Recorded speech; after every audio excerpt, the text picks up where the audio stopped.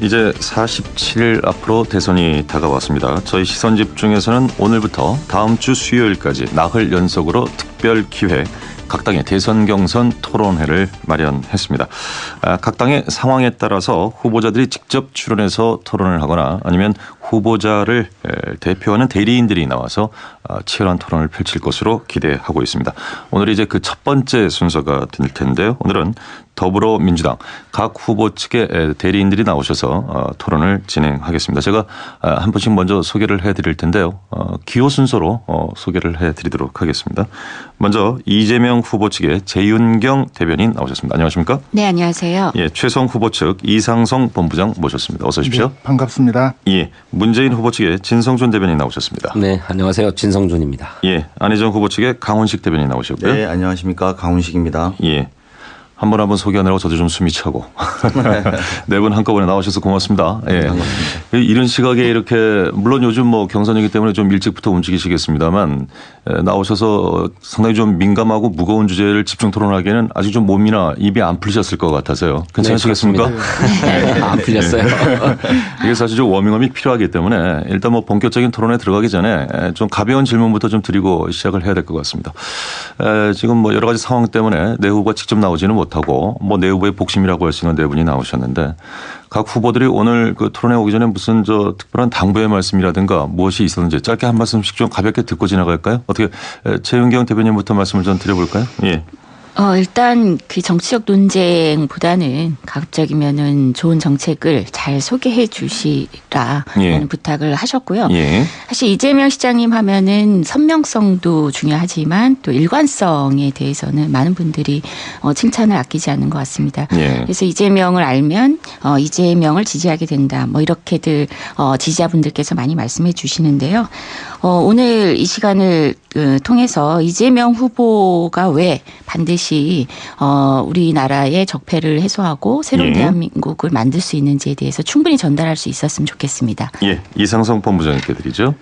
네, 저희 후보께서는 뭐 토론 잘하고 오라고만 말씀하셨는데요. 혹시 지금 듣는 분들을 위해서 최성 후보 측 지금 이상성 본부장님이십니다. 예. 네, 저희 후보님께서는 토론회가 시작되면서 그 초반에는 후보 검증을 위한 날카로운 선고 질문을 많이 하셨습니다. 그래서 특히 이제 우리 안희정 후보님하고 이재명 후보님 입장에서 좀 애매한 그 입장이 되시는 그런 질문을 많이 하시기도 하셨는데 아마 이런 토론들은 가급적이면은 정책 중심으로 해야 되겠죠. 그렇게 해서 이제 앞으로 5년 동안 대한민국을 어떻게 이끌어가고 우리 국민들을 어떻게 행복한 삶으로 이끌지를 밝히는 그런 토론회장이 됐으면 합니다. 예, 문재인 후보 측의 진성준 대변인께도 한 말씀 들어보죠.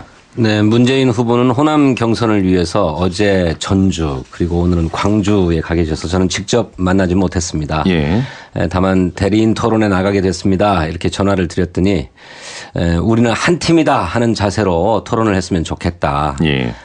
본격적인 경선이 시작됐는데 그럴수록 좀 캠프 간에 서로 치열해지고 또 후보들 간에도 좀 치열해지기 마련인데 너무 지나친 공격 뭐 이런 거 하지 말고 한 팀이다라고 하는 자세를 견지하면서 부드럽게 하고 와라 이런 당부를 주셨습니다. 예. 미리 좀 뭔가 한자락 까는 느낌은 좀 있습니다. 네, 다음은 안희정 후보 측의 강훈식 대변인 말씀 들어볼까요? 네, 뭐 저희 후보도 어제 광주에 있었고 그제는 전주에 있었습니다. 일정이 굉장히 비슷하게 돌아가는 것이 아마 이번 주말에 호남 경선이 있기 때문에 그런지 아닌가 생각이 들고요. 어쨌든 모든 경선 후보들이 지금 축제의 장을 좀 만들어 보자 이런 것도 중요한 것 같고 또 안희정 후보 같은 경우에는 어쨌든 이 과정이 국민 통합의 한 과정으로 경선이 좀 이루어져야지만 된다라는 문제의식이 있습니다. 그래서 사실은 또 어제 우리가 1073일 말에 세월을 또 인양하고 이런 엄중한 상황 아니겠습니까? 정치권 모두가 좀 마음을 모아서 민주당이 집권할 수 있는 정당이 되는 그런 과정이 되기를 바라는 마음이 아마 있었을 거라고 봅니다. 예. 어떤 당부의 말씀을 듣고 오셨는지를 이제 워밍업 삼아서 들었습니다만 사실은 또 이렇게 후보를 바로바로 포장하는 능력도 역시 대단하시다라는 게 제가 드릴 두 번째 질문이 왜 이 후보 캠프에서 지지하고 열심히 뛰는가 이 질문을 드리려고 했는데 어느덧 좀 나왔습니다. 그럼에도 또 안 들을 수는 없어서요. 대신에 시간 제한을 하겠습니다. 30초씩만 딱 드리고 제가 멈추도록 하겠습니다. 이번엔 역순으로 드리죠. 안희정 후보 측의 강훈식 대변인께 먼저 드리겠습니다. 네, 저희 안희정 후보는 저희가 가장 자랑하고 있는 부분은 본선 경쟁력이 가장 확실한 후보라는 부분에서 자신하고 있습니다. 실상으로도 여론조사상의 호감도가 1위인 후보입니다. 정권 교체는 이제 숙명이고 과제입니다만 안전하게 또는 불안하지 않게 정권 교체를 해야 되겠다라는 것이 저희 캠프의 입장입니다. 얼마 남지 않은 이런 국가적인 비상사태를 마무리 짓기 위해서라도 남은 경선 기간들이 단순하게 정권 교체가 아니라 시대 교체와 세대 교체를 이루는 과정이 돼야 된다고 생각하고 있습니다. 예. 다음은 문재인 후보 측의 진성준 대변인. 나는 왜 문재인을 지지하는가 30초입니다. 예, 저는 2012년 대통령 선거 때 당시에 문재인 후보의 대변인을 맡았는데 뭐 잘 아시는 것처럼 선거에 패배를 했죠. 대변인으로서 소임을 다하지 못했다고 하는 송구함도 있고 죄스러움도 있었습니다. 그런데 다시 4년 만에 대통령 선거를 맡게 되었는데 그 누구보다도 준비되어 있는 후보다. 그리고 지난번 대통령 선거 때 그야말로 문턱앞까지 갔었는데 안타깝게 좌절했기 때문에 이번에야말로 반드시 정권 교체의 역사적 위협을 달성할 수 있는 후보다 이렇게 생각했기 때문에 흔쾌하게 다시 돕기로 결심했습니다. 알겠습니다. 13초를 더 쓰셔서요. 죄송합니다. 네, 다음은 최성 후보 측의 이상성 본부장께 들어볼까요? 네, 제가 미국서 공부를 마치고 고양시로 귀국을 했습니다. 예.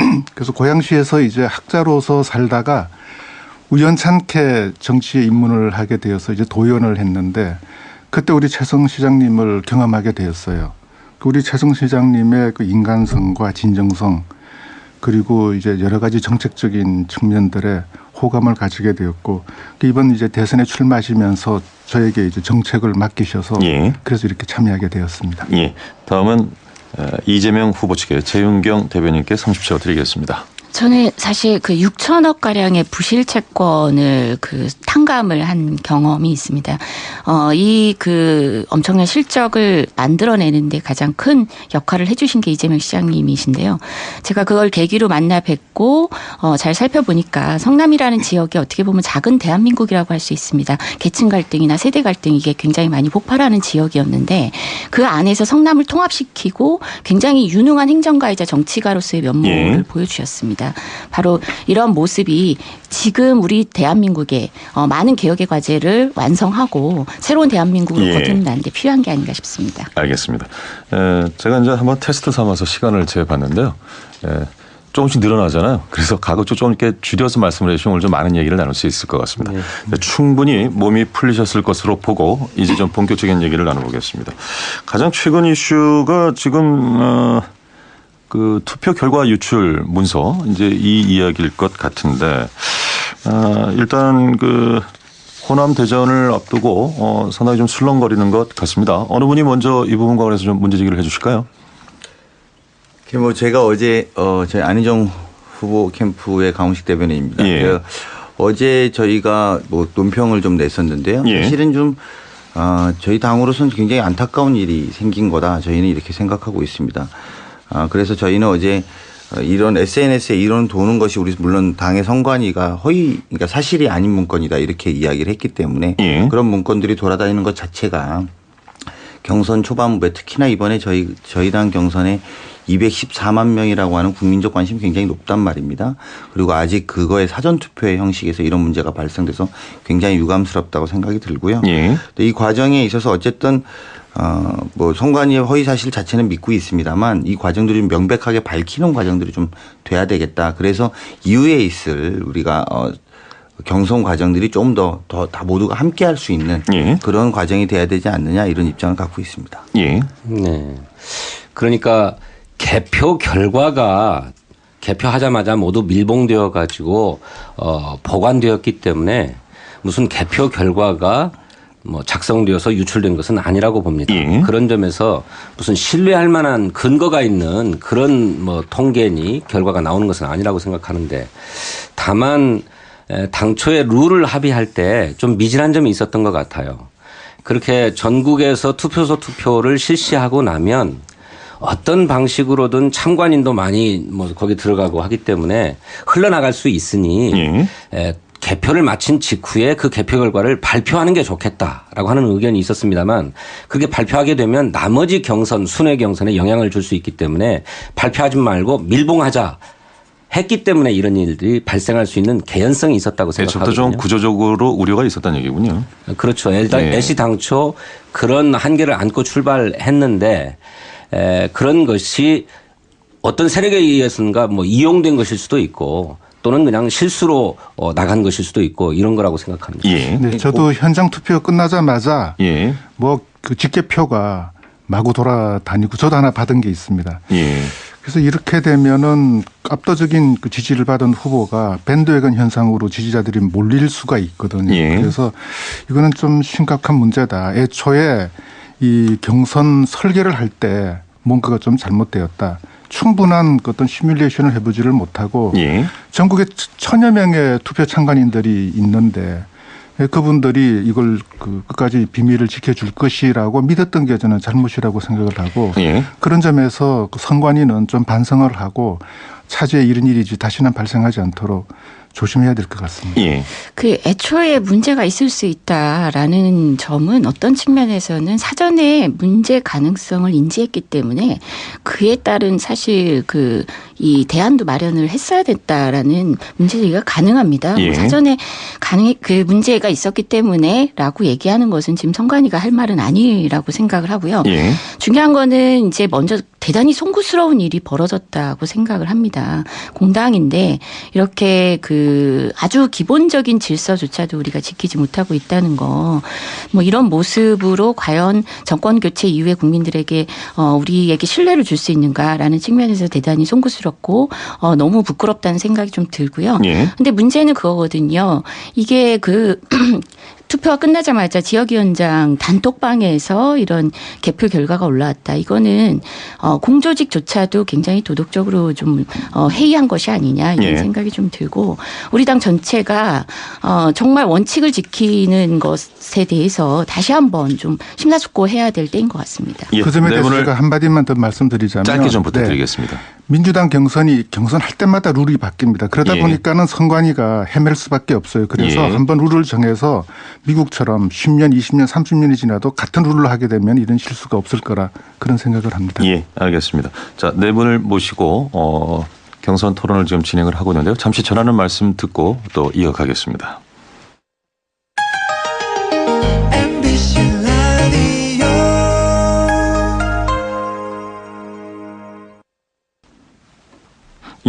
지금 여러분께서는 저희 시선집중의 특별 기획입니다. 사당의 대선 경선 토론 더불어민주당 편을 함께하고 계십니다. 각 후보를 대변해서 재윤경 대변인, 이상성 본부장, 진성준 대변인 그리고 강원식 대변인 나와서 진행을 하고 있는데요. 이제 2부 시간이 그렇게 많지가 않기 때문에 한 주제 정도를 소화할 수 있을런지 모르겠습니다. 이게 이제 앞으로 향후 이어질 경선 과정에서도 또 토론 과정에서도 나올 문제이기 때문에 한 번은 짚고 넘어가야 될 것 같은데 최근에 이 네거티브 선거전 공방 문제가 좀 있어서요. 이것과 관련된 얘기를 좀 나누고 싶은데 이 부분과 관련해서 어떻게 진성준 대변인께서 먼저 말씀을 하실까요? 괜찮으시겠습니까? 네. 그 이른바 네거티브 선거전의 계기가 되었던 것이 한 텔레비전 방송 토론에서 문재인 후보가 내 인생의 한 장면이라고 하는 코너에서 당신의 그 특전사 공수부대 시절의 사진을 들고 나와서 그때 군 생활을 잘 해가지고 훈련을 잘 받아서 표창을 받았는데 마침 하필 그때 공수 여단장 부대장이 전두환 여단장이었다라고 하는 얘기를 하면서 불거지기 시작했습니다. 이것이 광주 시민에 대한 모독이 아니냐라고 하는 것이었는데 저는 그것은 진위가 아니다. 오히려 5.18이 벌어졌을 때 계엄령이 선포되자 예비 검속에 의해서 검속을 당하고 또 유신 독재 반대해서 민주화 운동을 벌이고 또 인권 변호사의 삶을 살아온 사람한테 전두환한테 상을 받은 것을 자랑하느냐. 이 광주 시민에 대한 모독이다. 이렇게 문제 제기를 했는데 그것은 사실을 왜곡한 것이고 잘못 읽은 것이다. 그런 게 아니고 오히려 군 생활을 할 때는 그렇게 상을 받을 수 있을 정도로 열심히 잘했고 예. 또 시민으로서 또 변호사로서는 나라의 민주주의와 시민의 인권을 위해서 헌신했다라고 하는 점을 말씀하는 과정에서 나온 얘기인데 그것으로 공격을 했기 때문에 오히려 문재인 후보 입장에서는 모욕감을 느꼈다라고 할 정도로 그랬던 것이고 예. 이것이 본격적으로 선거를 네거티브로 몰고 가려고 하는 게 아니냐라고 하는 그런 우려도 낳게 되었던 것이죠. 예. 네, 이제 뭐 말씀하신 것처럼 뭐 저희도 문재인 후보의 진심을 의심하지는 않습니다. 실제로 문재인 후보가 살아왔던 긴 시간을 보면 그런 부분에 대해서 의심할 여지는 없다고 봅니다. 예. 하지만 이제 중요한 건 호남의 민심인 거죠. 실제로 문재인 후보가 그 발언 다음 날 5월 어머니에 방문했다가 할머니들이 굉장히 절규하듯이 이야기했습니다. 호남의 민심에 대해서 답변해야 되는 것이지 저희가 이것을 네거티브로 규정받을 이유는 없다라고 생각합니다. 예. 그리고 실제로도 호남의 할머니들이 그 울분에 차서 절규하듯이 말했던 그런 장면들이 오히려 방송이나 이런 데 나오면서 도대체 그 발언에 대한 문제 또 그 발언에 대한 아쉬움들을 이야기하고 있는 것이고요. 저희는 그 부분에 대해서 그런 문제 제기를 했으니 호남에 가서 잘 해명하시라 이런 이야기를 한 것인데 이것을 네거티브라고 계속 반복함으로 인해서 요즘에 네거티브를 국민들이 좋아하지 않습니다. 예. 근데 계속 네거티브 한다 이러면 네거티브를 한다라고 네거티브를 당하는 굉장히 아이러니컬한 상황들이 벌어졌다고 생각이 들고요. 뭐 심지어는 해당 캠프에서는 전두환 장군 표창 발언은 안희정 후보가 여의도 정치를 잘 몰라서 그런다. 이렇게 하고 그다음에 더 이렇게 이야기가 되면서 이게 격화된 지점들이 있거든요. 그런데 그런 문제가 아니라 안희정 지사가 그런 참신한 여의도 정치를 잘 모르는 것이 오히려 새로운 정치에 적합하다라고 저희는 생각하고 있고 현재 상황에 대해서 문재인 후보가 실제로 진심을 갖고 있지 않다거나 이렇게 생각하는 건 전혀 아닙니다. 저희는 오히려 그걸 믿고 있고 그런 걸 좀 잘 해명해서 호남 민심에 잘 답변하면 된다. 저희는 이렇게 생각하고 있습니다. 예. 아니 공격이 과도했지요. 어떤 후보 측에서는 그 표창장 찢고 금남로를 밟아라 이런 입장을 냈는가 하면 호남 민중들한테 당장 사과해라 뭐 이런 말씀들까지 있었어요. 그런데 그런 의도가 아님을 잘 아시는 분들이 그렇게 문제 제기를 한 것은 과도하다라고 하는 것입니다. 그리고 안희정 후보에게 여의도 정치를 잘 몰라서 그러는 것 아니냐라고 하는 얘기는 그 무슨 표창장 발언 때문에 그런 것이 아니고 당신이 최근에 페이스북에도 쓴 글이 있었습니다마는 예. 당신의 진정과 선의를 몰라주고 왜 이것을 자꾸 정치적으로 공격만 하려고 하느냐. 이를테면 특히 대연정 문제와 관련해서 여소야대 국면에서 야당과도 대화하고 협치해야 되는데 왜 대연정 한다라고 하는 거를 정치적 야합이라고 자꾸만 공격을 하느냐라고 하는 서운함에서 나오는 것인데 그거는 정말로 여의도 정치의 문법을 모르는 말씀이다. 이런 생각이 드는 거죠. 저는 그 문제가 저희가 안희정 지사가 최근에 이제 페이스북에 쓰신 내용 때문에 이제 말씀하시는 것 같은데요. 예. 사실은 굉장히 절규하듯이 쓰는 글입니다. 본인 표현에 보면 정말 안타깝고 속상하고 또 지난 시간 동안에 당을 떠나간 많은 같은 동지들이 있지 않습니까? 이 동지의 심정을 이제 같은 상황이 되는 노무현 대통령을 모시면서 본인이 구속을 대신했던 그런 후보로서는 정말 견디기 어려운 상황이라는 것을 대변하고 있는 절규 같은 이야기라고 좀 보면 되실 것 같고요. 예. 실제로 그런 것들을 여의도 정치라고 만약에 답변해야 된다라고 하면 저희는 참 곤욕스럽다고 생각이 들 수밖에 없다고 봅니다. 아니 저는 그게 잠시만요. 예, 이게 지금 시간이 이게 2분 정도밖에 남지가 않았습니다. 그래서 뭐 이어갈 수는 있겠습니다만 다른 뭐 대연정 얘기에서도 다 이 이야기가 좀 나올 수는 있을 것 같고요. 일단 그 두 분의 말씀도 한 말씀씩만 듣고 좀 넘어가야 될 것 같습니다. 예. 네거티브 논쟁에서는 지금 이제 우리 최성 캠프가 예. 좀 객관적인 입장인 것 같습니다. 그동안 토론을 쭉 지켜보면은 1위 여론조사 1위 그 문재인 후보를 향해서 2, 3위 후보들이 집중적으로 좀 공격을 하는 그런 측면이 있습니다. 그래서 심지어 우리 후보에게는 질문도 한번 안 하고 넘어가는 그런 경우도 있었는데 네거티브를 그동안 토론에서 했다면은 그 안희정 후보하고 이재명 후보가 주로 했지 문재인 후보는 주로 방어적인 입장이었고요. 그리고 공수부대에 있을 때 전두환 표창장 받은 문제도 저도 이제 직접 중계 방송을 다 봤는데, 네. 이 그냥 우스갯소리로 지나가는 말이었지. 그것이 무슨 전두환한테 표창장 받은 것을 자랑한 말은 아니었거든요. 그래서 저는 좀 드리고 싶은 말씀이 그 형제 눈 속에 있는 티는 보고 내 눈 속에 있는 들보는 깨닫지 못하느냐라는 그 성서의 말씀을. 근데 창장 찌질한 말은 최성 후보님께서 하셨습니다. 그래서 저희는 그 말이 사실 최성 후보가 한 말이 어떤 면에서는 그 호남분들께 위로가 될 수 있는 좋은 적절한 좀 뭐 과민한 반응이었을 수도 있습니다. 뭐 그 실제 그 당시에 하려고 했던 말씀하고자 했던 의도는 그게 아니었다는 걸 누구나 다 알죠. 근데 또 그 이름 석자에 소스라치게 놀라고 분노하는 분들도 계실 수 있습니다. 상처받는 분들이 계실 수 있으니 그분들께는 사실 그 작은 행위로 인해서 괜히 상처를 줬다면 그런 과한 행위라도 해서 좀 사과를 해 주시는 게 그분들을 위로하는 자리가 되지 않겠느냐 이런 의미였고요. 그리고 실제로 그 선거에서는 사소한 행위도 굉장히 많은 의심을 사는 게 맞습니다. 그래서 인권 변호사로서 정말 훌륭한 삶을 살아오셨다는 걸 부정하는 것이 아니고 토론회 당시에 왜 굳이 이에 대해서는 문 후보님 당신이 이미 나도 그 사진을 들고 나가고 싶지 않았다라고까지 하시면서 오히려 캠프에서 추천해서 했는데 정말 마음에 들지 않았다라고까지 하시지 않았습니까? 그래서 저는 이런 의도 자체가 뭐 좋으냐 나쁘냐를 떠나서 선거 전략 구도상에서는 사실은 좀 불편하게 보는 알겠습니다. 사람들도 있다는 거를 좀 이 부분에 대한 지적은 충분히 있을 수 있다고 생각합니다. 예, 알겠습니다. 네 분과 함께 지금 말씀 이어가고 있는데요. 2부는 여기까지고요. 잠시 후 7시 15분에 다시 연결을 해야 될 것 같습니다. 저희 시선집중의 특별기획으로 마련한 각 당의 대선 경선 토론회 더불어민주당 편은 3부로 이어집니다. 잠시 후에 다시 뵙겠습니다. 예, 저희 시선집중에서는 특별기획으로 앞으로 4당의 대선 경선 토론회를 연속해서 진행할 예정입니다. 오늘 그 첫날 더불어민주당 편을 듣고 계신데요. 다시 한번 오늘 스튜디오에 직접 나와주셔서 열띤 토론을 이어가고 계신 각 후보 측의 대리인분들 소개해 올리겠습니다. 기호 순서입니다. 이재명 후보 측의 재윤경 대변인, 최성 후보 측의 이상성 본부장, 문재인 후보 측의 진성준 대변인, 안희정 후보 측의 강훈식 대변인 이렇게 네 분과 함께 이어가고 있습니다.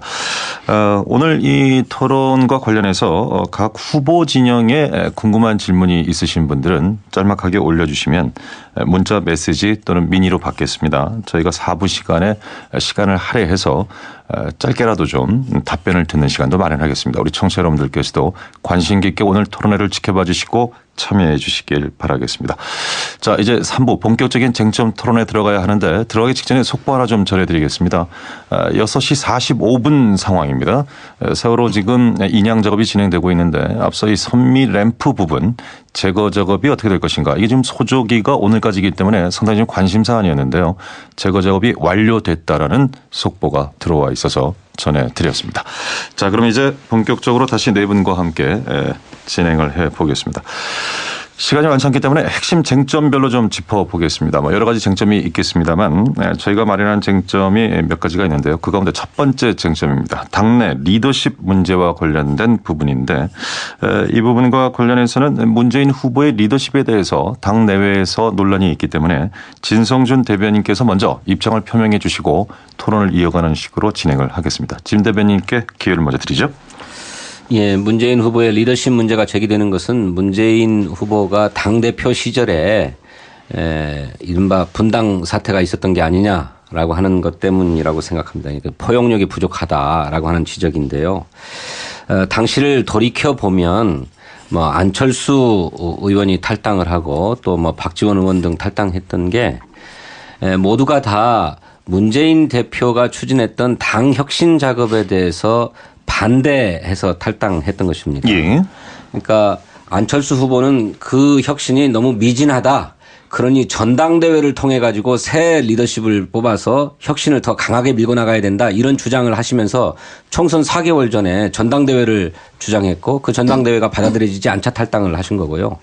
그 외에 다른 분들은 당시 민주당이 추진했던 시스템 공천, 그중에 핵심은 현역 의원들에 대한 의정 활동을 평가해서 하위 성적에 머물러 있는 현역 의원들은 공천에서 배제한다라고 하는 공천 룰에 반대해서 탈당을 했던 것입니다. 예.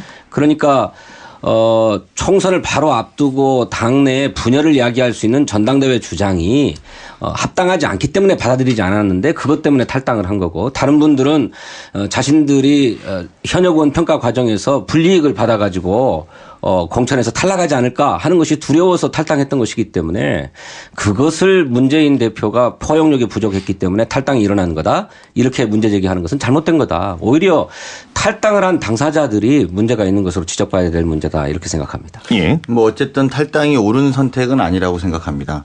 하지만 그분들이 개혁에 동의하지 않아서 탈당을 했다라고 보기에는 사실 그렇게 동의하지 않은 분들이 나가서 창당을 해서 소위 호남에서 석권하지 않았습니까? 이게 국민의당 이야기죠. 예. 그럼 사실은 그분들까지 함께 했으면 지금 저희 당, 우리 당은 더불어민주당은 아주 큰 거대 정당으로서 국정 운영이 아주 중요한 축이 됐을 것인데 그래서 호남 전체가 다 했다라는 것은 호남에 있는 민심들이 동의하지 않는 개혁이었다라고 볼 수밖에 없는 것 아니냐 이런 부분의 지적을 피할 수 없을 것 같고요. 예. 그렇게 탈당해놓고 이제 우리가 정권 교체가 유리해진 국면이니까 협치로서 문제를 풀어나가겠다. 이게 과연 협치가 잘 될 수 있을 것이냐. 국정 운영을 하는 데 있어서 그때마다 또 개혁에 대한 문제라든지 과거에 대한 과거지사에 대한 이야기가 나올 것이기 때문에 과연 지금과 같이 대통령 탄핵 이후에 나라가 어려운 상황에서 통합의 리더십을 적절하게 운영할 수 있느냐. 예. 그리고 정치적 리더십으로 이런 것들을 협치할 수 있느냐에 대한 의구심을 가지는 건 계속 쟁점으로 남을 것 같습니다. 예. 저는 좀 다른 측면에서 이 리더십 문제를 분석하고 싶은데요.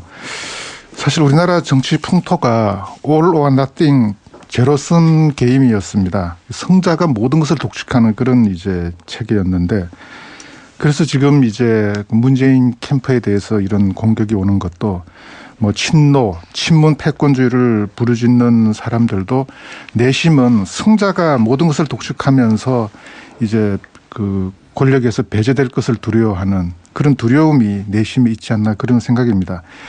그 실제로 이제 들리는 말에 의하면은 뭐 문재인 캠프에는 문캠에는 뭐 교수가 몇백 명이다. 전체 캠프 규모가 뭐 몇천 명이다. 이런 이제 소문들이 막 돌고 있는데 예. 이렇게 거대한 캠프를 꾸리고 있으면은 이제 선거가 끝난 다음에 만약에 문재인 후보가 대통령으로 당선된다면은 같은 민주당에 있으면서도 그 모든 권력에서 혹은 이제 국정에서 배제될지도 모른다라고 하는 그런 두려움이 있는 것 같아요.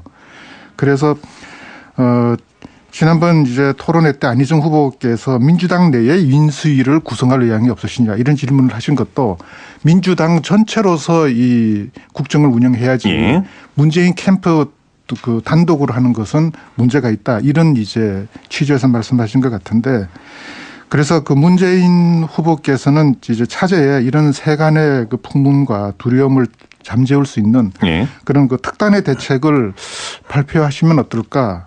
그러니까는 이제 선거가 끝나면은 만약에 대통령으로 당선되신다면 예. 캠프를 해체하고 아주 공정한 그 인사위원회를 검증단을 구성을 해서 아주 객관적으로 여러 분야에서 인재들을 등용하는 그런 시스템을 예. 지금 발표하신다면은 이런 리더십 문제에 대한 그 논란이 한층 잠재워질 수 있지 않을까 그런 생각을 합니다. 예.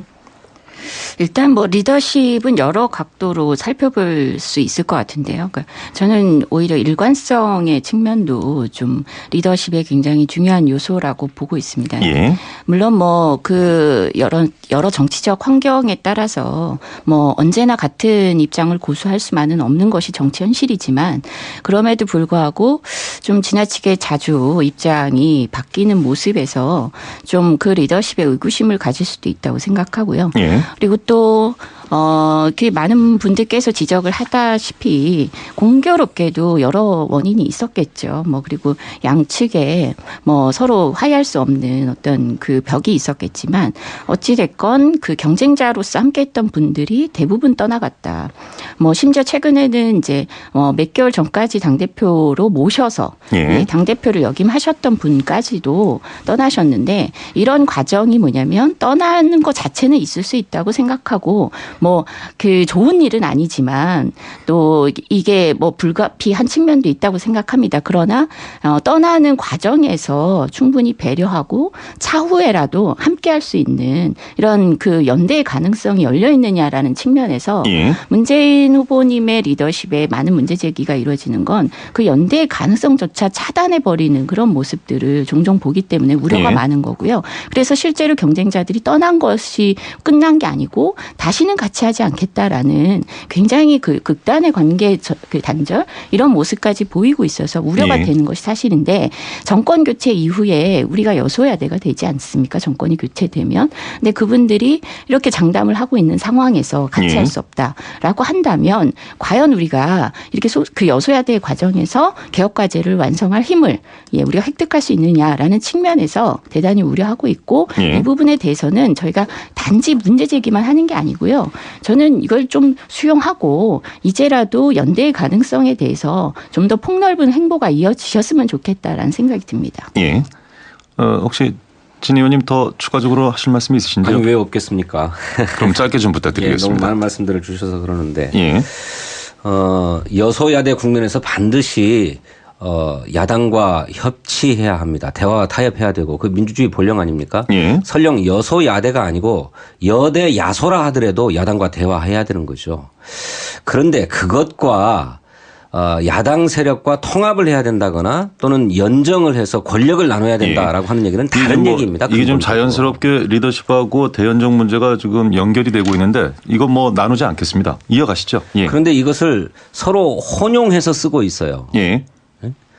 저는 대화와 타협은 어느 사회에든 어느 시대에든 있어야 되는 것이고 그것이 특별한 게 아니고 민주주의의 가장 기초적인 소양에 해당하는 문제라고 생각합니다. 그런데 이거와 관련해 가지고 당신은 대화하지 않으려고 하는 사람이냐, 당신은 타협하지 않으려고 하는 사람이냐 이렇게 공격하는 것은 부당한 공격이라고 생각합니다. 예. 네, 뭐 그건 공격이 아니고요. 말씀하신 것처럼 진성준 의원의 의견에 저희도 동의합니다. 협치는 민주주의의 기본이죠. 예. 그리고 어떤 역대 정권에서도 심지어 여당이 크다 하더라도 협치하지 않겠다라고 했던 정당이나 대통령은 없었습니다. 뒤집어 말하면 협치만으로 지금의 문제를 해결할 수 없다라는 것도 포함되어 있는 것입니다. 심지어 박근혜 대통령도 협치하겠다고 했습니다. 의회와 소통하겠다고 했습니다. 그게 다 안 되지 않았습니까? 그러니까 이런 것들에 대한 문제를 그러면 어떻게 풀 것이냐라는 것이 이제 저희 안희정 캠프의 고민이고요. 그런 결과로 나온 것이 대연정입니다. 대연정에 대해서 오해를 여러 가지 하고 계신데 실제로 그러니까 협치는 소통의 방식, 당연한 어떤 기본이라면 대연정은 정치의 한 형태입니다. 예. 예컨대 가령 예를 들면 대연정이 항구적인 것이냐 그렇지 않습니다. 대연정은 국가의 위기상이나 어려웠을 때 일시적으로 진행할 수 있는 것입니다. 왜냐하면 대연정이 항구적으로 하면 정당 자체가 의미가 없어집니다. 각 정당의 자체가 다 붕괴돼 버리는 거죠. 정당이 각자의 색깔을 가지고 할 때 의미가 있는데 소위 말하는 주도하는 입장에서의 대연정이라는 것은 시간이 지나고 나면 가령 예를 들면 자유한국당의 입장은 없어지는 것입니다. 자유한국당의 지지층의 입장에서 보면 과거에 더불어민주당과 대연정한 사람이 왜 우리한테 표 달라고 하냐 이럴 수밖에 없거든요. 예. 그렇다면 대연정을 왜 하느냐. 지금이 국가의 위기 상황이기 때문에 하는 것입니다. 개혁을 하기 위해서 대연정을 하는 게 아니고 위기 상황이기 때문에 위기 하는 것입니까? 상황이고 동시에 개혁을 위해서 하는 거죠. 이를테면 개혁이 필요한 이유가 위기 상황이기 때문에 개혁이 필요한 것 아니겠습니까? 이명박 정부나 박근혜 정부에서 협치가 안 됐던 이유는 그들이 말로는 그렇게 하면서도 하지 않았던 거는 의석수를 믿고 그냥 집권 여당을 거수기로 동원하려고 했기 때문입니다. 그런 게 아니고 의회에서 여야가 합의한 것은 다 무엇이든 받아가지고 집행하겠다라고 하는 태도를 취했다면은 왜 협치가 안 됐겠어요? 그런 게 아니고 의석수를 믿고 막 밀어붙이기만 했기 때문에 그런 파행이 일어났던 것이죠. 그렇지 않습니까? 맞는 말씀입니다. 그 부분에 대해서 저는 부정하지 않는데 네, 다시 말해서 최근에도 보면 우리가 특검 문제가 있지 않았습니까? 그 특검 연장을 좀 해보자라고 해서 사실은 3당이 합의를 했습니다. 근데 자유한국당 하나가 반대한다는 이유로 국민들의 70%가 동의하는 특검이 연장되지 않았다라는 거죠. 그러니까 현재에도 이미 일어나는 일이라는 겁니다. 가령 예를 들면 우리가 그러면 대연정이 어느 나라에서 했고 어떻게 됐는지도 한번 좀 살펴보시고 저는 이야기를 좀 했습니다. 대연정은 대체로 의원내각제 국가에서 이루어졌던 것이고요. 그걸 모르는 바 아닙니다. 아니 의원내각제가 아닌 나라에서도 많이 잠시만요. 네. 일단 강 의원님의 말씀을 좀 듣고 반론을 듣죠.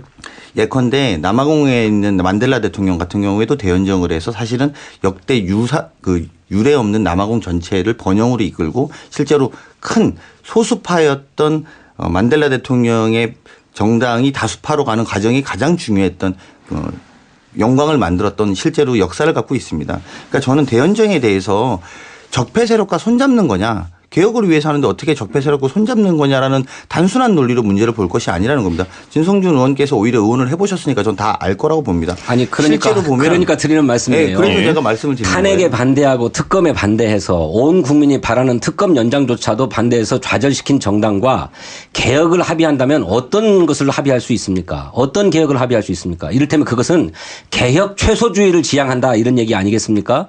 지금은 우리 사회의 근본적인 변화와 개혁을 요구하는 때입니다. 말씀하신 대로 국가적인 위기 상황인데 이 위기를 근본적인 개혁을 통해서 돌파해야 되겠다라고 하는 것이 국민적인 합의예요. 그런데 아주 기초적인 그리고 아주 상식적인 요구조차도 거부하는 새누리당 잔존 세력, 친박 정당과 연정을 한다고 하면 그들과 합의할 수 있는 개혁의 수준이 무엇입니까?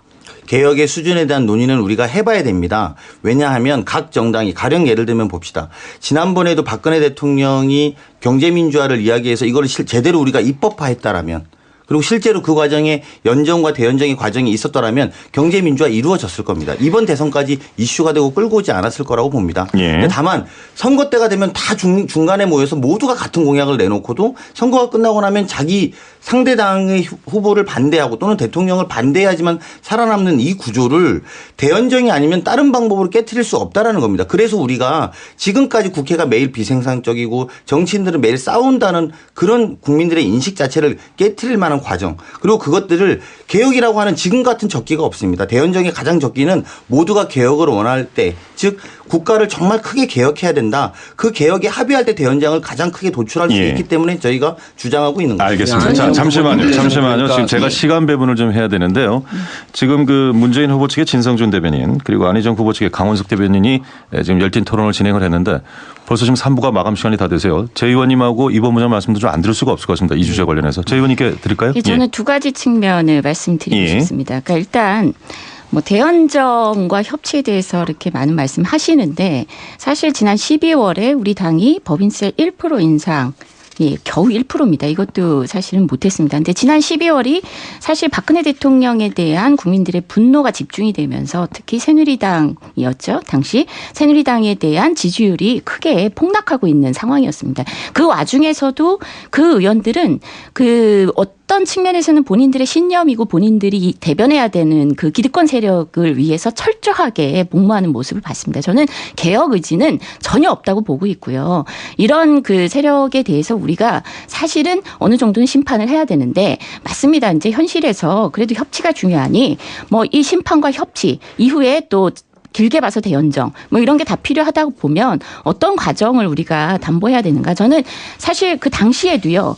정치권은 탄핵에 대해서 어떤 측면에서는 어정쩡한 입장을 보였는데 그걸 강제했던 것은 시민들이었습니다. 시민들이 촛불을 들고 탄핵을 완성시켰다는 거죠. 그래서 지금은요. 조금 더 직접 민주주의적 그 요소를 도입을 해서라도 촛불 시민과의 연정 이를 통한 전 심판 이것이 선행이 되어야만 그래야만 개혁을 중심으로 논의가 가능하고 설득도 가능하고 그리고 함께할 수 있는 협치도 가능하다 이렇게 생각을 합니다. 예, 이 본부장님. 네. 저는 대연정 주장을 안희정 후보께서 하시는 것을 보면서 굉장히 놀랐는데요. 노무현 대통령이 대연정 시도했다가 아주 엄청난 낭패를 보지 않았습니까? 그리고 이제 그 안희정 후보께서 자유한국당과의 연정은 그들이 개혁적 정책에 동의하면이라는 이제 조건을 붙이셨는데 이건 제 귀에는 어떻게 들리느냐 하면은 김정은이 서울 와서 엎드려 빌면 용서해 주겠다라는 이런 하나만한 말씀이라고 봐요. 색깔이 비슷하다고 해서 꼭 먹어봐야 맛을 아는 거 아니지 않아요, 우리가? 그래서 이 안희정 후보의 말씀은 뭐 변명이 되기는 하겠지만 대통령으로서 판단력에는 심각한 문제가 있다는 겁니다. 이런 정도도 미리 예측 못하고 그 대연정 제안을 한다는 것은 이제 그 정도 판단도 못하는 분이라면 이제 뭐 IMF라든지 혹은 뭐 연평해전이나 일본의 뭐 독도 불법 점거와 같은 이런 국가 비상사태가 발생하면은 우왕좌왕 안 한다는 보장을 어떻게 하겠습니까? 노론꾼과 기업 경영자들이 왜 망하느냐 하면요. 둘 다 본전 생각하다가 망하는 겁니다. 지금이라도 자유한국당과의 연정 발언은 실수였다고 사과하고 일단락 짓는 것이 더 이상 잃지 않는 길이라고 생각합니다. 예, 4부를 마치기 전에 강 대변님의 말씀을 좀 듣고요. 필요한 부분은 광고를 듣고 좀 기회를 더 드리겠습니다. 예. 저희 후보가 본전 생각을 해서 한다면은 대연정하면 안 되죠. 대연정은 우리 것을 주는 것이기 때문입니다. 그렇기 때문에 오히려 더 우리 것을 지키자는 분들이 대연정에 반대하고 있다는 걸로 알고 있습니다. 하지만 대한민국은 같이 가야 되고 크게 통합을 이루는 과정이 필요합니다. 본전 생각에 대한 관점이 아니라 대한민국을 어쨌든 전체적으로 끌고 가고 싶은 그런 면에서 저희가 대연정을 제안했다. 그리고 이런 것들 예를 들면 우리 뭐 존경하는 문재인 후보께서도 5.18 정신 광주 정신 헌법 전문에 넣자. 이거 연정 안 하면 불가능합니다. 헌법을 바꾸는 문제인데요, 더군다나. 그리고 이것들이 지금 지난 시간 동안 국회의 개헌특위에서 계속 논의됐습니다. 5.18 정신을 헌법에 넣자. 그런데 계속 못 넣습니다. 왜? 새누리당이 반대하니까요. 근데 이런 것들을 실제적으로 진일보시키기 위한 과정들을 만들기 위해서라도 대연정의 과정은 필요하다. 그리고 이것이 우리가 지금과 같은 상황이면 거의 가능하다. 그래서 개혁적인 과제들을 다 만들어서 그 과제들을 실천시키기 위해서 대연정이 필요하다라고 저희는 주장하고 있는 거죠. 혹시 제 의원님께서 이해할 수 없는 게요. 아니 이런 상황에서도 특검법조차가 통과를 못 시켰어요. 국회가. 5.18 헌법 만들겠다. 200석 아니면 불가능하죠. 개헌해야 되니까. 그렇죠. 그런데 이번에 대통령 탄핵을 대연정했기 때문에 했던 것입니까? 대연정이 아니어도 국민의 압도적인 요구와 지지가 있으면 가능한 겁니다. 그리고 그것을 돌파해내는 것이 대통령의 리더십이라고 하는 거고요. 그런데 대연정만이 그런 개혁들을 추진할 수 있다라고 얘기하는 게 어불성설이라고 하는 거예요. 아니죠. 아까 말씀드렸던 것처럼 대연정을 하자면 상대와 권력을 나눠야 되는데 권력을 나누기 위해서 개혁과제에 합의하는 과정이 필요하지 않습니까? 권력을 나누는 것에 대해서만 방점을 두시면 안 될 것 같습니다. 대연정이라고 하는 게 그건 아닙니까? 맞죠. 그렇지만 아까 저는 오히려 재윤경 의원이 하신 말씀이 더 맞다고 보는데 탄핵을 만드는 건 정치권의 합의가 아닙니다. 촛불의 민심이 두려워서 한 것이죠. 그럼 마찬가지 아닙니까? 그때마다 그러면 모든 국민들은 촛불로 나와서 이것들을 해결해야 되는 게 대한민국 정치의 한계가 될 수밖에 없다는 것을 지적하는 거예요. 알겠습니다. 그런 게 아니고요. 예, 여기까지 듣겠습니다. 예, 진 의원님 잠시만요. 열띤 토론 고맙습니다. 스튜디오가 아주 후끈 달아오르고 있는데요. 잠시 식히고 가겠습니다.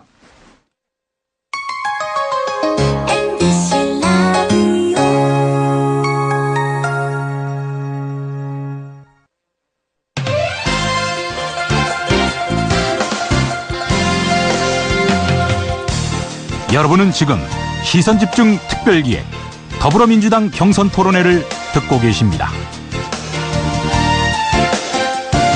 네, 정말 뜨거운 토론이 이어지고 있습니다. 대연정 얘기가 지금 한창 진행 중에 있는데 좀 서서히 마무리 발언을 해야 될 것 같습니다. 일단 제 의원님 아까 하실 말씀이 있다고 하셔서 기회를 좀 드리죠. 일단 뭐 그 때마다 촛불을 드느냐 그렇게 이해하실 거는 아니고요. 예. 성남에서 실제로 이재명 시장님 같은 경우도 초기에 엄청난 여소야대였죠. 압도적으로 당시에 반대당의 그런 시의회 구성이 많았음에도 불구하고 이게 정책을 일관되게 추진할 수 있었던 것이 사실 다른 게 아닙니다. 처음에 굉장히 의회에서 많은 반대에 부딪혔는데 의제별로 사실 시민들과 소통하는 리더십을 통해서 이걸 극복해 왔다는 거죠. 그래서 매번 촛불을 들자는 게 아니고요. 좀 더 열린 소통하는 그런 권력을 만들어야 되고 그리고 또 하나는 거버넌스 체제를 저는 만들어 나가야 된다고 생각합니다. 이런 게 중요한 거지 지금 우리 사회는 굉장히 권력 자체가 폐쇄적인 게 사실입니다. 그리고 또 이 대연정에서 한간에는 이런 얘기도 나옵니다. 안희정 후보께서는 대연정을 주장을 하고 있고 이미 또 문 후보께서는 캠프 구성에서 실질적인 내용적 대연정을 하고 있지 않느냐 이런 얘기를 하고 있습니다.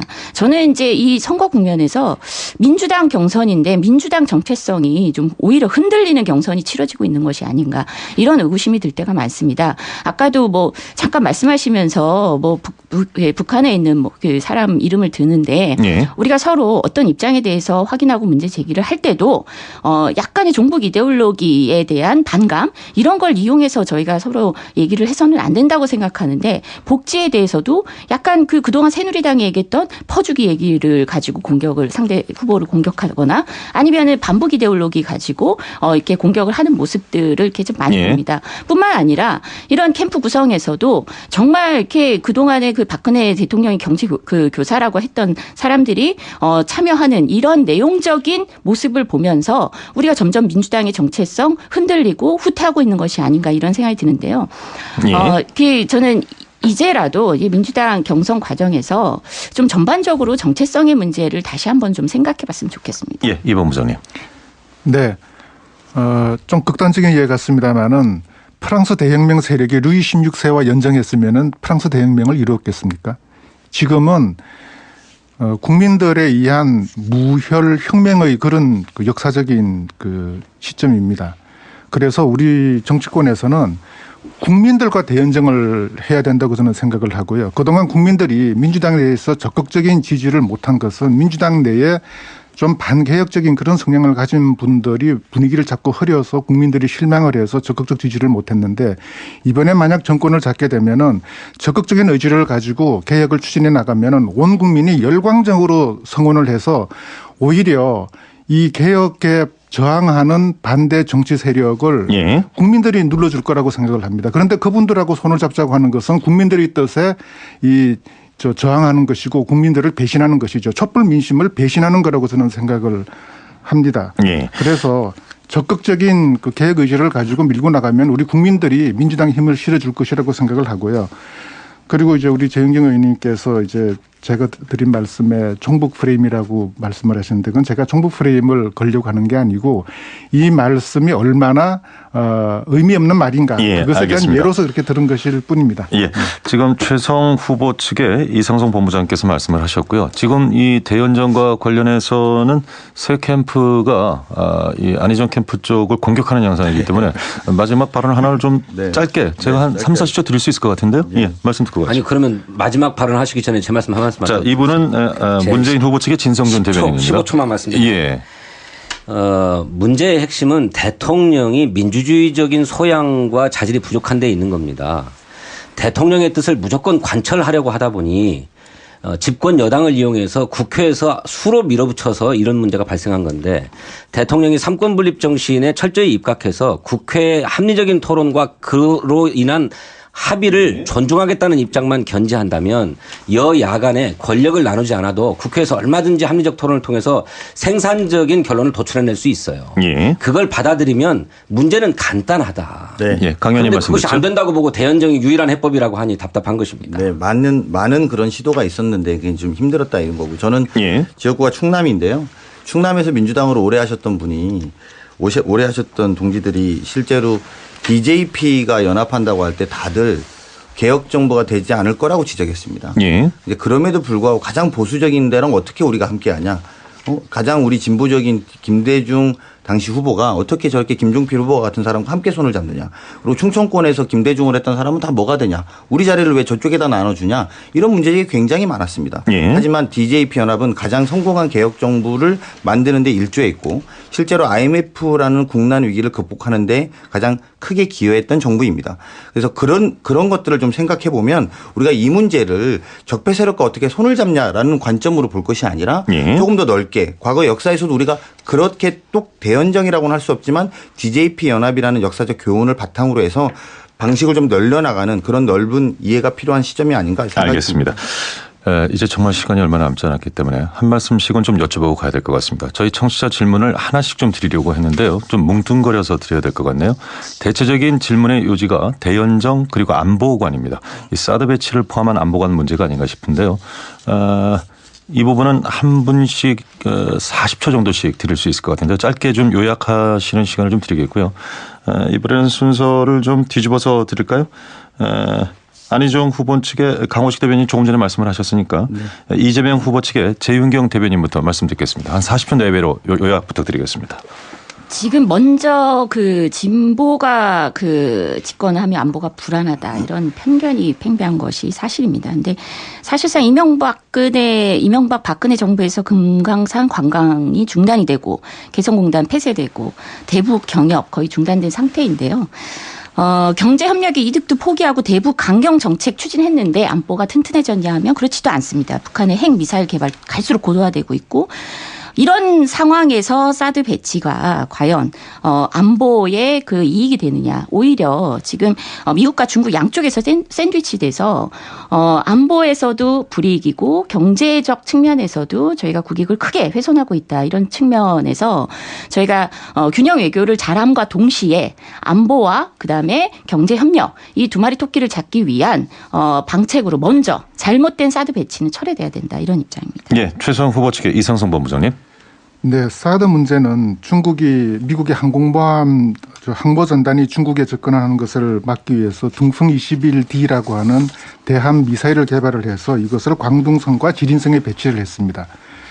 그래서 이게 미국 항공모함이 남중국해, 동중국해, 일본 해역까지 근접을 못할 정도로 방어막을 쳐놨는데 오키나와에 있는 그 X밴드 레이더가 이제 그 광둥성의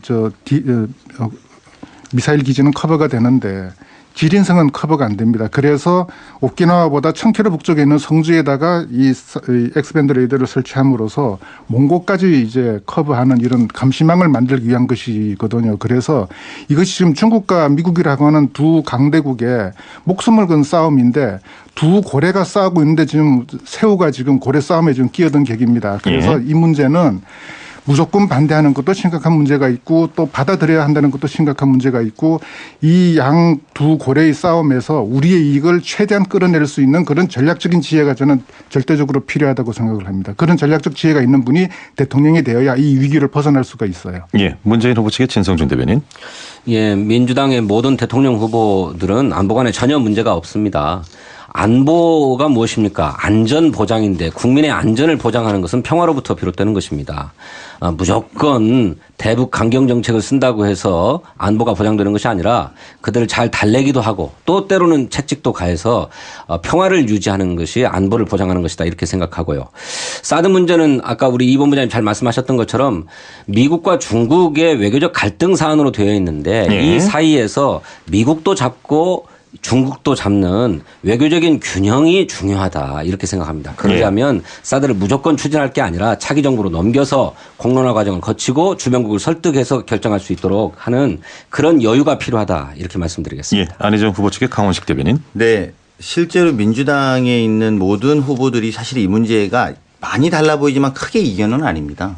실제로 지난 10년간 안보 문제는 한번 잘해보겠다고 하는 전 집권 여당, 현재 자유한국당이죠. 안보 문제는 해결할 줄 알았는데 지난 9년간 두 번의 정권 동안 대한민국 북핵은 가장 많이 성장해왔고 그리고 대한민국 가장 불안에 빠지게 됐습니다. 예. 저희 안희정 후보도 최근에 본인이 만약에 대통령이었다면 사드 배치 방식으로 북핵 문제를 해결하진 않았을 것이다라고 이야기했습니다.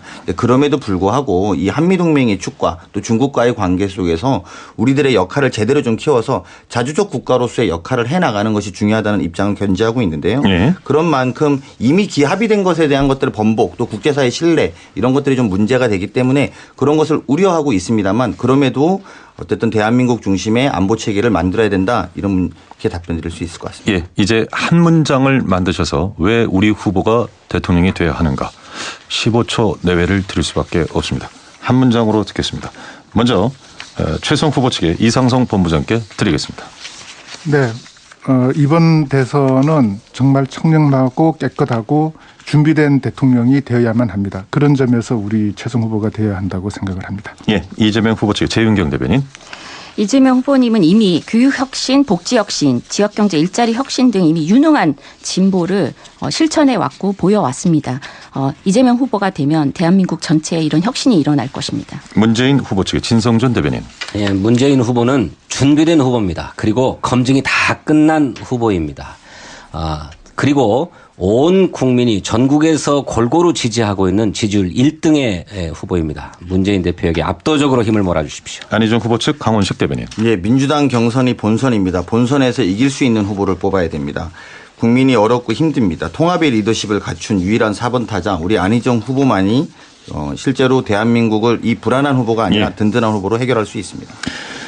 네 분과 함께 약 90분에 걸쳐서 이렇게 토론을 진행했는데요. 열띤 토론 다시 한번 감사드리고 이른 시각 스튜디오에 직접 나와주신 것도 진심으로 감사드립니다. 하실 말씀이 많으셨겠습니다만 후회 없는 한판의 토론이었기를 저희는 기대하겠습니다. 고맙습니다. 네 분. 네, 감사합니다. 고맙습니다. 감사합니다. 예, 월요일에는 국민의당 대선 경선 토론으로 다시 찾아뵙겠습니다. 즐거운 주말 보내시고요. 월요일에 뵙겠습니다. 들으신 여러분 고맙습니다. 이제 47일 앞으로 대선이 다가왔습니다. 저희 시선집중에서는 오늘부터 다음 주 수요일까지 나흘 연속으로 특별 기획 각 당의 대선 경선 토론회를 마련했습니다. 각 당의 상황에 따라서 후보자들이 직접 출연해서 토론을 하거나 아니면 후보자를 대표하는 대리인들이 나와서 치열한 토론을 펼칠 것으로 기대하고 있습니다. 오늘 이제 그 첫 번째 순서가 될 텐데요. 오늘은 더불어민주당 각 후보 측의 대리인들이 나오셔서 토론을 진행하겠습니다. 제가 한 분씩 먼저 소개를 해드릴 텐데요. 기호 순서로 소개를 해드리도록 하겠습니다. 먼저 이재명 후보 측의 재윤경 대변인 나오셨습니다. 안녕하십니까? 네, 안녕하세요. 예, 최성 후보 측 이상성 본부장 모셨습니다. 어서 오십시오. 네, 반갑습니다. 예, 문재인 후보 측의 진성준 대변인 나오셨습니다. 네, 안녕하세요. 진성준입니다. 예, 안희정 후보 측의 강훈식 대변인 나오셨고요. 네, 안녕하십니까. 강훈식입니다. 예. 한 분 소개하느라고 저도 좀 숨이 차고 네 분 한꺼번에 나오셔서 고맙습니다. 예. 이런 시각에 이렇게 물론 요즘 뭐 경선이기 때문에 좀 일찍부터 움직이시겠습니다만 나오셔서 상당히 좀 민감하고 무거운 주제를 집중 토론하기에는 아직 좀 몸이나 입이 안 풀리셨을 것 같아서요. 괜찮으시겠습니까? 네, 안 풀렸어요. 이게 사실 좀 워밍업이 필요하기 때문에 일단 뭐 본격적인 토론에 들어가기 전에 좀 가벼운 질문부터 좀 드리고 시작을 해야 될 것 같습니다. 지금 뭐 여러 가지 상황 때문에 내 후보가 직접 나오지는 못하고 뭐 내 후보의 복심이라고 할 수 있는 네 분이 나오셨는데 각 후보들이 오늘 그 토론에 오기 전에 무슨 특별한 당부의 말씀이라든가 무엇이 있었는지 짧게 한 말씀씩 좀 가볍게 듣고 지나갈까요? 어떻게 최윤경 대변인부터 말씀을 좀 드려볼까요? 예. 일단 그 정치적 논쟁보다는 가급적이면은 좋은 정책을 잘 소개해 주시라는 예. 부탁을 하셨고요. 예. 사실 이재명 시장님 하면은 선명성도 중요하지만 또 일관성에 대해서는 많은 분들이 칭찬을 아끼지 않는 것 같습니다. 예. 그래서 이재명을 알면 이재명을 지지하게 된다. 뭐 이렇게들 지지자분들께서 많이 말씀해 주시는데요. 오늘 이 시간을 통해서 이재명 후보가 왜 반드시 우리나라의 적폐를 해소하고 새로운 예. 대한민국을 만들 수 있는지에 대해서 충분히 전달할 수 있었으면 좋겠습니다. 예, 이상성 본부장님께 드리죠. 네, 저희 후보께서는 뭐 토론 잘하고 오라고만 말씀하셨는데요. 혹시 지금 듣는 분들을 위해서 최성 후보 측 지금 이상성 본부장님이십니다. 예. 네, 저희 후보님께서는 토론회가 시작되면서 그 초반에는 후보 검증을 위한 날카로운 선거 질문을 많이 하셨습니다. 그래서 예. 특히 이제 우리 안희정 후보님하고 이재명 후보님 입장에서 좀 애매한 그 입장이 되시는 그런 질문을 많이 하시기도 하셨는데 아마 이런 토론들은 가급적이면은 정책 중심으로 해야 되겠죠. 그렇게 예. 해서 이제 앞으로 5년 동안 대한민국을 어떻게 이끌어가고 우리 국민들을 어떻게 행복한 삶으로 이끌지를 밝히는 그런 토론회장이 됐으면 합니다. 예, 문재인 후보 측의 진성준 대변인께도 한 말씀 들어보죠. 네, 문재인 후보는 호남 경선을 위해서 어제 전주 그리고 오늘은 광주에 가 계셔서 저는 직접 만나지 못했습니다. 예. 다만 대리인 토론에 나가게 됐습니다. 이렇게 전화를 드렸더니 우리는 한 팀이다 하는 자세로 토론을 했으면 좋겠다. 예.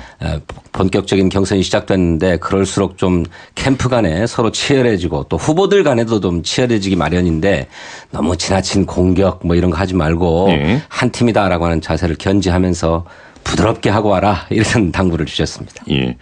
미리 좀 뭔가 한자락 까는 느낌은 좀 있습니다.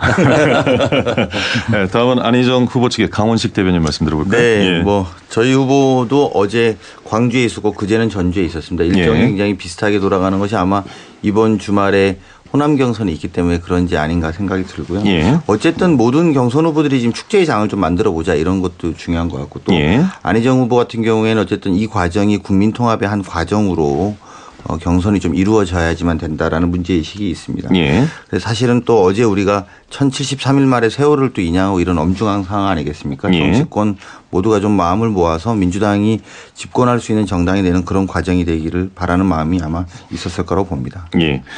어떤 당부의 말씀을 듣고 오셨는지를 이제 워밍업 삼아서 들었습니다만 사실은 또 이렇게 후보를 바로바로 포장하는 능력도 역시 대단하시다라는 게 제가 드릴 두 번째 질문이 왜 이 후보 캠프에서 지지하고 열심히 뛰는가 이 질문을 드리려고 했는데 어느덧 좀 나왔습니다. 그럼에도 또 안 들을 수는 없어서요. 대신에 시간 제한을 하겠습니다.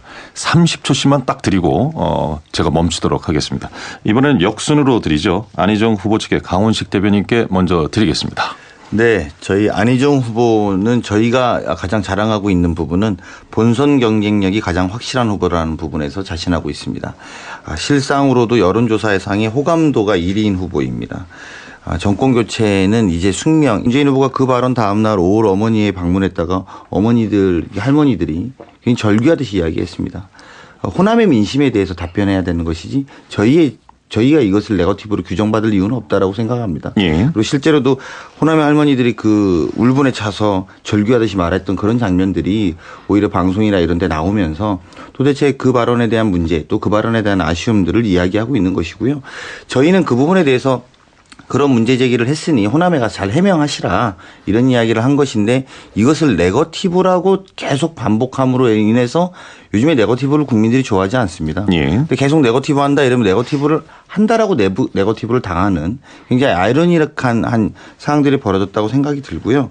뭐 심지어는 해당 캠프에서는 전두환 장군 표창 발언은 안희정 후보가 여의도 정치를 잘 몰라서 그런다. 이렇게 하고 그다음에 더 이렇게 이야기가 되면서 이게 격화된 지점들이 있거든요. 근데 그런 문제가 아니라 안희정 지사가 그런 참신한 여의도 정치를 잘 모르는 것이 오히려 새로운 정치에 적합하다라고 저희는 생각하고 있고 현재 상황에 대해서 문재인 후보가 실제로 진심을 갖고 있지 않다거나 이렇게 생각하는 건 전혀 아닙니다. 저희는 오히려 그걸 믿고 있고 그런 걸 좀 잘 해명해서 호남 민심에 잘 답변하면 된다. 저희는 이렇게 생각하고 있습니다. 아니 공격이 과도했지요. 어떤 후보 측에서는 그 표창장 찢고 금남로를 밟아라 이런 입장을 냈는가 하면 호남 민중들한테 당장 사과해라 뭐 이런 말씀들까지 있었어요. 그런데 그런 의도가 아님을 잘 아시는 분들이 그렇게 문제 제기를 한 것은 과도하다라고 하는 것입니다. 그리고 안희정 후보에게 여의도 정치를 잘 몰라서 그러는 것 아니냐라고 하는 얘기는 그 무슨 표창장 발언 때문에 그런 것이 아니고 당신이 최근에 페이스북에도 쓴 글이 있었습니다마는 당신의 진정과 선의를 몰라주고 왜 이것을 자꾸 정치적으로 공격만 하려고 하느냐. 이를테면 특히 대연정 문제와 관련해서 여소야대 국면에서 야당과도 대화하고 협치해야 되는데 왜 대연정 한다라고 하는 거를 정치적 야합이라고 자꾸만 공격을 하느냐라고 하는 서운함에서 나오는 것인데 그거는 정말로 여의도 정치의 문법을 모르는 말씀이다. 이런 생각이 드는 거죠. 저는 그 문제가 저희가 안희정 지사가 최근에 이제 페이스북에 쓰신 내용 때문에 이제 말씀하시는 것 같은데요. 예. 사실은 굉장히 절규하듯이 쓰는 글입니다. 본인 표현에 보면 정말 안타깝고 속상하고 또 지난 시간 동안에 당을 떠나간 많은 같은 동지들이 있지 않습니까? 이 동지의 심정을 이제 같은 상황이 되는 노무현 대통령을 모시면서 본인이 구속을 대신했던 그런 후보로서는 정말 견디기 어려운 상황이라는 것을 대변하고 있는 절규 같은 이야기라고 좀 보면 되실 것 같고요. 예. 실제로 그런 것들을 여의도 정치라고 만약에 답변해야 된다라고 하면 저희는 참 곤욕스럽다고 생각이 들 수밖에 없다고 봅니다. 아니 저는 그게 좀 잠시만요. 예, 이게 지금 시간이 저게 2분 정도밖에 남지가 않았습니다. 그래서 뭐 이어갈 수는 있겠습니다만 다른 뭐 대연정 얘기에서도 다 이 이야기가 좀 나올 수는 있을 것 같고요. 일단 그 두 분의 말씀도 한 말씀씩만 좀 듣고 좀 넘어가야 될 것 같습니다. 예. 네거티브 논쟁에서는 지금 이제 우리 최성 캠프가 좀 객관적인 입장인 것 같습니다.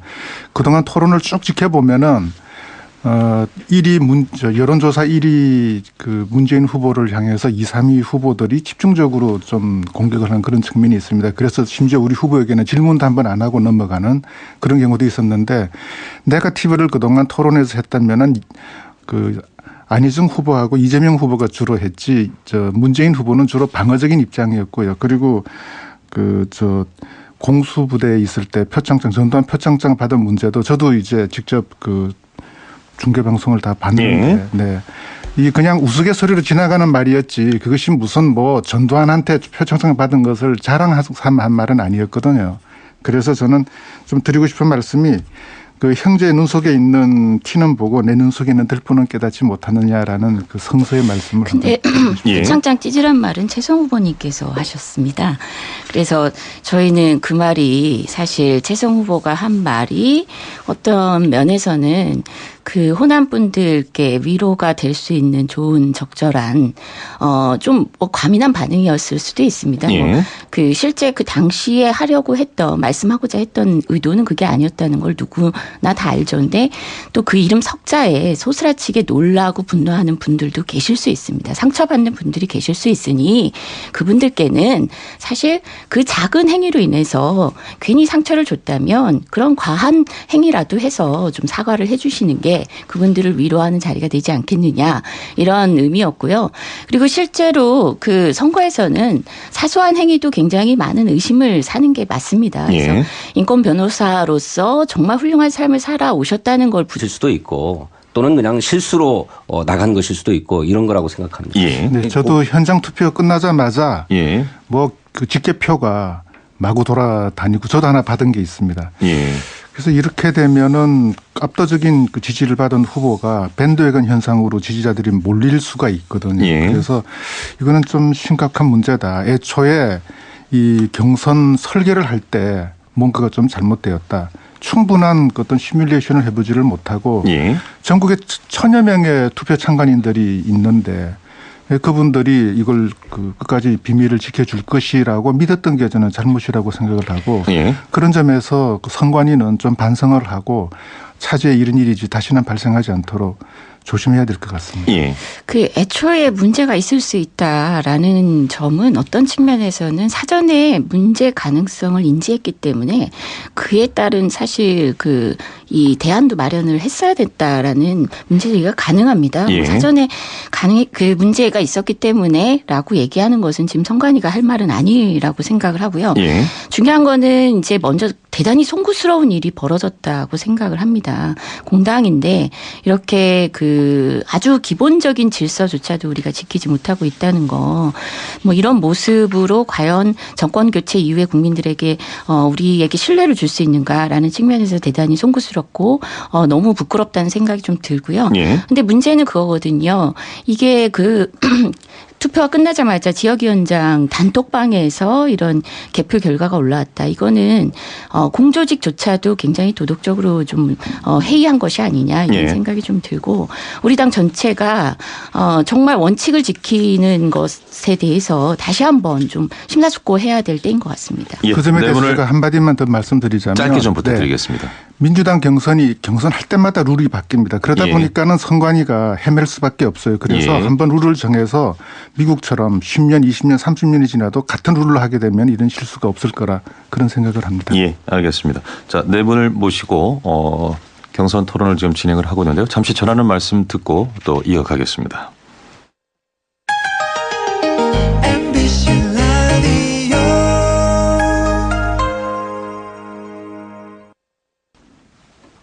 예, 지금 여러분께서는 저희 시선집중의 특별 기획입니다. 사당의 대선 경선 토론 더불어민주당 편을 함께하고 계십니다. 각 후보를 대변해서 재윤경 대변인, 이상성 본부장, 진성준 대변인 그리고 강원식 대변인 나와서 진행을 하고 있는데요. 이제 2부 시간이 그렇게 많지가 않기 때문에 한 주제 정도를 소화할 수 있을런지 모르겠습니다.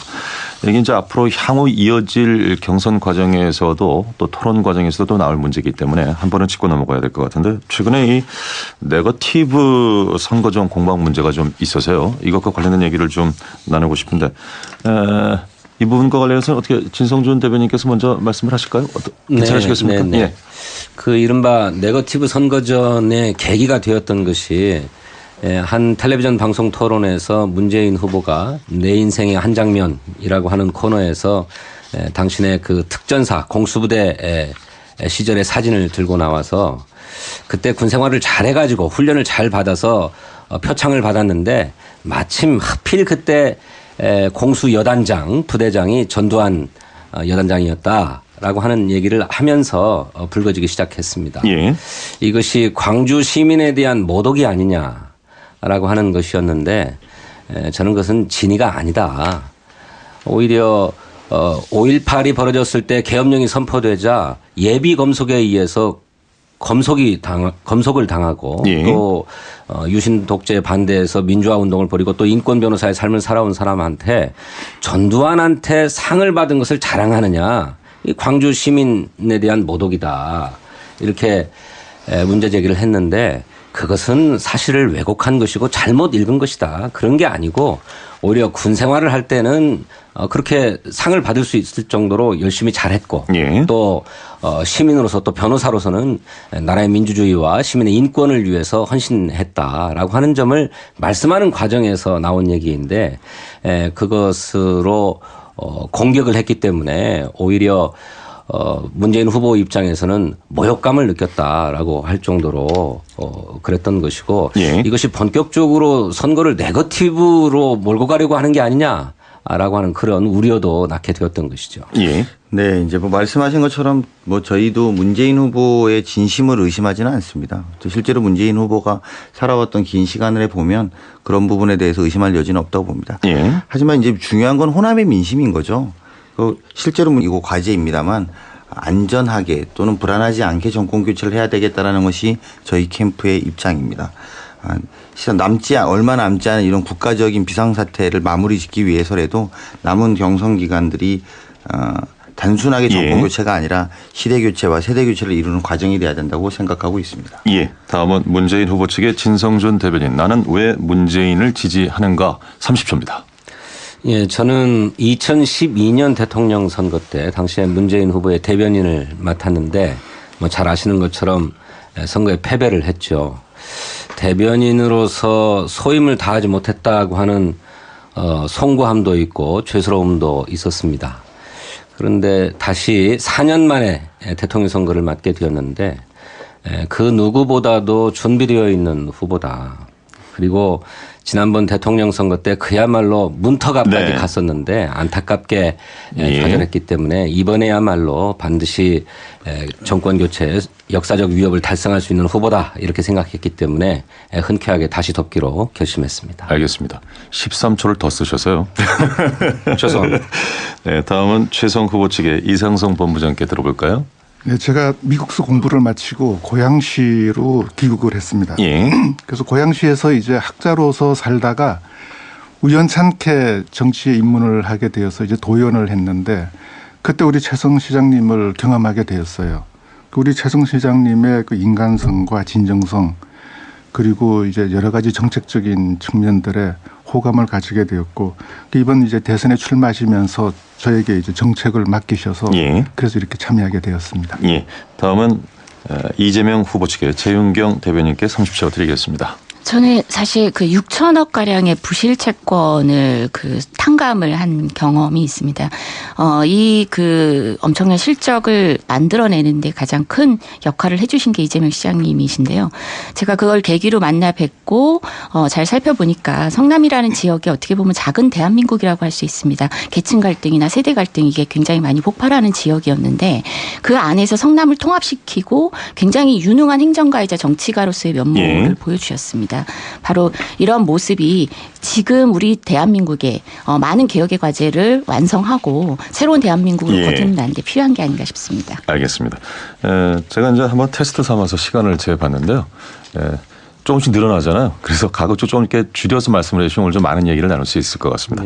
충분히 몸이 풀리셨을 것으로 보고 이제 좀 본격적인 얘기를 나눠보겠습니다.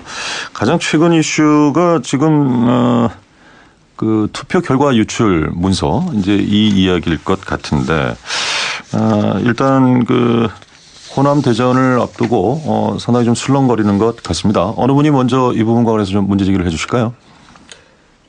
뭐 제가 어제 저희 안희정 후보 캠프의 강훈식 대변인입니다.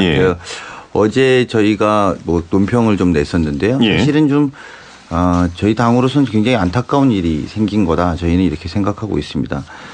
그래서 저희는 어제 이런 SNS에 이런 도는 것이 우리 물론 당의 선관위가 그러니까 사실이 아닌 문건이다 이렇게 이야기를 했기 때문에 그런 문건들이 돌아다니는 것 자체가 경선 초반부에 특히나 이번에 저희 당 경선에 214만 명이라고 하는 국민적 관심이 굉장히 높단 말입니다. 그리고 아직 그거의 사전투표의 형식에서 이런 문제가 발생돼서 굉장히 유감스럽다고 생각이 들고요. 이 과정에 있어서 어쨌든 뭐 선관위의 허위 사실 자체는 믿고 있습니다만 이 과정들이 좀 명백하게 밝히는 과정들이 좀 돼야 되겠다. 그래서 이후에 있을 우리가 경선 과정들이 좀 더 다 모두가 함께 할 수 있는 그런 과정이 돼야 되지 않느냐 이런 입장을 갖고 있습니다. 네. 그러니까 개표 결과가 개표하자마자 모두 밀봉되어 가지고 보관되었기 때문에 무슨 개표 결과가 뭐 작성되어서 유출된 것은 아니라고 봅니다. 그런 점에서 무슨 신뢰할 만한 근거가 있는 그런 뭐 통계니 결과가 나오는 것은 아니라고 생각하는데 다만 당초에 룰을 합의할 때 좀 미진한 점이 있었던 것 같아요. 그렇게 전국에서 투표소 투표를 실시하고 나면 어떤 방식으로든 참관인도 많이 뭐 거기 들어가고 하기 때문에 흘러나갈 수 있으니 개표를 마친 직후에 그 개표 결과를 발표하는 게 좋겠다라고 하는 의견이 있었습니다만 그렇게 발표하게 되면 나머지 경선, 순회 경선에 영향을 줄 수 있기 때문에 발표하지 말고 밀봉하자 했기 때문에 이런 일들이 발생할 수 있는 개연성이 있었다고 생각하거든요. 애초부터 좀 구조적으로 우려가 있었다는 얘기군요.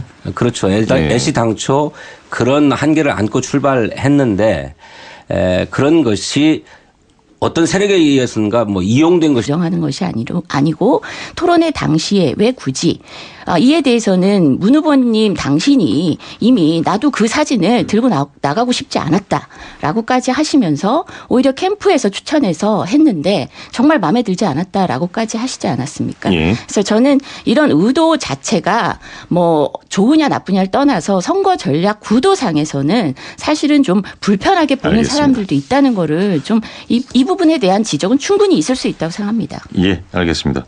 네 분과 함께 지금 말씀 이어가고 있는데요. 2부는 여기까지고요. 잠시 후 7시 15분에 다시 연결을 해야 될 것 같습니다. 저희 시선집중의 특별기획으로 마련한 각 당의 대선 경선 토론회 더불어민주당 편은 3부로 이어집니다. 잠시 후에 다시 뵙겠습니다. 예, 저희 시선집중에서는 특별기획으로 앞으로 4당의 대선 경선 토론회를 연속해서 진행할 예정입니다. 오늘 그 첫날 더불어민주당 편을 듣고 계신데요. 다시 한번 오늘 스튜디오에 직접 나와주셔서 열띤 토론을 이어가고 계신 각 후보 측의 대리인분들 소개해 올리겠습니다. 기호 순서입니다. 이재명 후보 측의 재윤경 대변인, 최성 후보 측의 이상송 본부장, 문재인 후보 측의 진성준 대변인, 안희정 후보 측의 강원식 대변인 이렇게 네 분과 함께 이어가고 있습니다. 오늘 이 토론과 관련해서 각 후보 진영에 궁금한 질문이 있으신 분들은 짤막하게 올려주시면 문자 메시지 또는 미니로 받겠습니다. 저희가 4부 시간에 시간을 할애해서 짧게라도 좀 답변을 듣는 시간도 마련하겠습니다. 우리 청취자 여러분들께서도 관심 깊게 오늘 토론회를 지켜봐 주시고 참여해 주시길 바라겠습니다. 자, 이제 3부 본격적인 쟁점 토론에 들어가야 하는데 들어가기 직전에 속보 하나 좀 전해드리겠습니다. 6시 45분 상황입니다. 세월호 지금 인양 작업이 진행되고 있는데 앞서 이 선미 램프 부분 제거 작업이 어떻게 될 것인가. 이게 지금 소조기가 오늘까지이기 때문에 상당히 좀 관심 사안이었는데요. 제거 작업이 완료됐다라는 속보가 들어와 있어서 전해드렸습니다. 자, 그럼 이제 본격적으로 다시 네 분과 함께 진행을 해보겠습니다.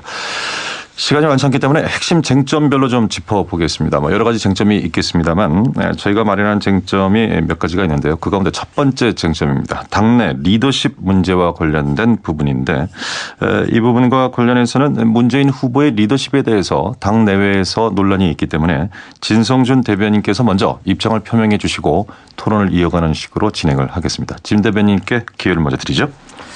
예, 문재인 후보의 리더십 문제가 제기되는 것은 문재인 후보가 당대표 시절에 이른바 분당 사태가 있었던 게 아니냐라고 하는 것 때문이라고 생각합니다. 그러니까 포용력이 부족하다라고 하는 지적인데요. 당시를 돌이켜보면 뭐 안철수 의원이 탈당을 하고 또 뭐 박지원 의원 등 탈당했던 게 모두가 다 문재인 대표가 추진했던 당 혁신 작업에 대해서 반대해서 탈당했던 것입니다. 예. 그러니까 안철수 후보는 그 혁신이 너무 미진하다. 그러니 전당대회를 통해 가지고 새 리더십을 뽑아서 혁신을 더 강하게 밀고 나가야 된다. 이런 주장을 하시면서 총선 4개월 전에 전당대회를 주장했고 그 전당대회가 받아들여지지 않자 탈당을 하신 거고요. 그 외에 다른 분들은 당시 민주당이 추진했던 시스템 공천, 그중에 핵심은 현역 의원들에 대한 의정 활동을 평가해서 하위 성적에 머물러 있는 현역 의원들은 공천에서 배제한다라고 하는 공천 룰에 반대해서 탈당을 했던 것입니다. 예.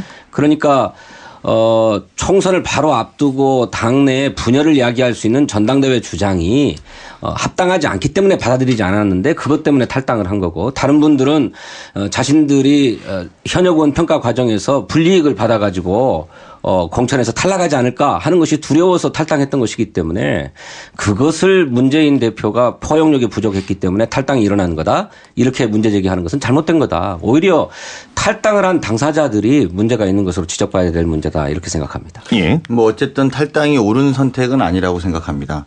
하지만 그분들이 개혁에 동의하지 않아서 탈당을 했다라고 보기에는 사실 그렇게 동의하지 않은 분들이 나가서 창당을 해서 소위 호남에서 석권하지 않았습니까? 이게 국민의당 이야기죠. 예. 그럼 사실은 그분들까지 함께 했으면 지금 저희 당, 우리 당은 더불어민주당은 아주 큰 거대 정당으로서 국정 운영이 아주 중요한 축이 됐을 것인데 그래서 호남 전체가 다 했다라는 것은 호남에 있는 민심들이 동의하지 않는 개혁이었다라고 볼 수밖에 없는 것 아니냐 이런 부분의 지적을 피할 수 없을 것 같고요. 예. 그렇게 탈당해놓고 이제 우리가 정권 교체가 유리해진 국면이니까 협치로서 문제를 풀어나가겠다. 이게 과연 협치가 잘 될 수 있을 것이냐. 국정 운영을 하는 데 있어서 그때마다 또 개혁에 대한 문제라든지 과거에 대한 과거지사에 대한 이야기가 나올 것이기 때문에